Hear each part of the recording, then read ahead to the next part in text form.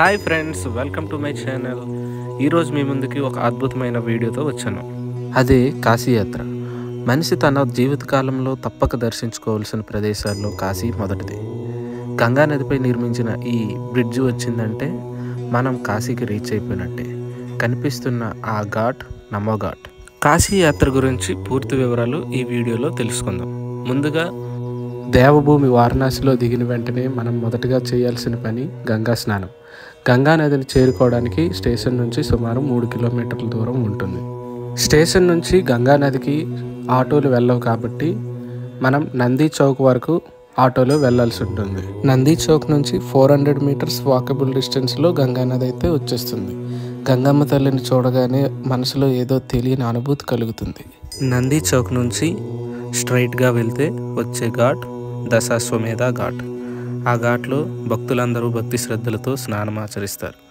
గంగా నదిలో మునిగినప్పుడు తమకి ఇష్టమైన వస్తువును కానీ ఇష్టమైన అలవాటును కానీ గంగా నదిలో వదులుకుంటే ఎప్పటి నుంచో తీరని కోరికలు తీరుతాయని అక్కడ భక్తుల నమ్మకం. గంగా నదిలో స్నానం ఆచరించిన తర్వాత మొదటిగా దర్శించుకోవాల్సింది కాలభైరవ స్వామిని.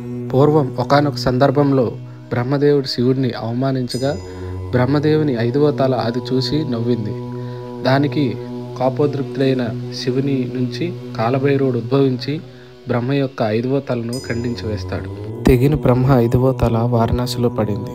ఆ ప్రదేశాన్ని కపాల మోచన తీర్థ అంటారు. పరమశివుడి అంశమైన కాలభైరవుడు కాశీ క్షేత్రానికి క్షేత్రపాలకునిగా ఉన్నాడు. అందుకే ఇక్కడ భక్తులు ముందుగా కాలభైరవుని దర్శనం చేసుకొని ఆ తరువాతే కాశీ విశ్వనాథుని దర్శించుకుంటారు.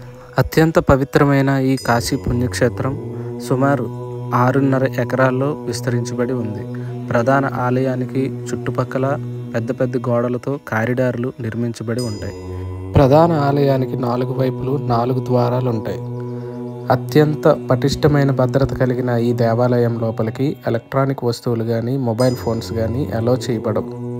300 రూపీస్ లేదా విఐపి దర్శన్ పాసులు ఉన్న వాళ్ళకి మాత్రమే మొబైల్ అలో చేస్తారు.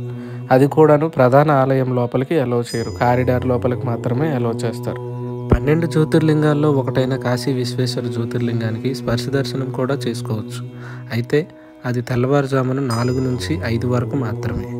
ఈ ఆలయంలో సాయంత్రం 7 గంటలకు సంధ్యాహారతి అద్భుతంగా ఉంటుంది. కాశీ వెళ్ళే వాళ్ళు సంధ్యాహారతి అస్సలు మిస్ కావద్దు. కాశీలో బాబా విశ్వనాథునితో పాటు అన్నపూర్ణాదేవిని, శ్రీ విశాలాక్షి శక్తిపీఠాన్ని, వారాహి అమ్మవారిని దర్శించుకోవడం అస్సలు మర్చిపోవద్దు. వారాహి అమ్మవారిని దర్శించుకోవాల్సిన సమయం ఉదయం 7 గంటల నుంచి 9:30 వరకు మాత్రమే. తర్వాత ఆలయం మూసివేయబడి ఉంటుంది. మీకు ఈ వీడియోలోని ఇన్ఫర్మేషన్ నచ్చినట్లయితే లైక్ చేసి సబ్స్క్రైబ్ చేసుకోండి. ఇప్పుడు మనకు కనిపిస్తున్న ఘాట్ మణికర్ణికా ఘాట్. ఘాట్ల గురించి, గంగాహారతి గురించి నెక్స్ట్ వీడియోలో తెలియజేస్తాను. Thank you so much.